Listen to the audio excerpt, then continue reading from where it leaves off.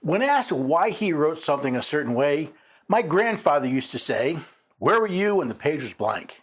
Now, what my grandfather used to say was both simple and enlightening. When you start from scratch, people see things different ways.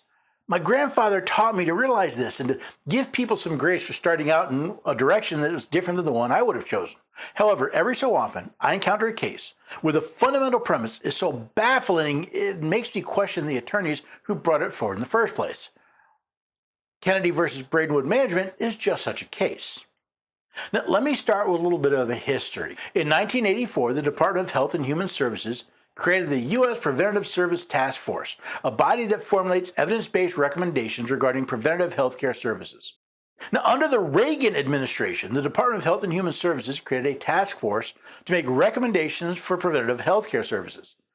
No one mentioned that the power to regulate health or human services was never delegated to the United States by the Constitution. Since HHS does not execute a power vested in the government of the United States by the Constitution, Congress did not have the legal authority to pass legislation creating it. Even if Congress had given the statutory power to HHS to create such a task force, recommending preventative health care services is not a power vested in the government of the United States because, well, that would just compound the illegal activities of Congress. Not to be deterred, Congress went even further. Congress codified the task force role in 1999, establishing it as an entity, the Agency for Health Research and Quality in HHS's public health service. While Congress continued to embezzle money for this illegal task force, things got even worse after the so-called Affordable Care Act passed in 2010. Before 2010, task force recommendations were purely advisory.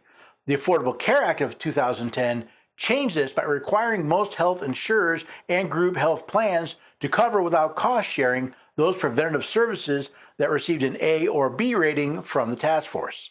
Congress compounded its error by claiming the power to force health insurers to cover services without cost to their customers simply because this task force said so. This violates the Fifth Amendment's Due Process Clause. No person shall be deprived of life, liberty, or property without due process of law.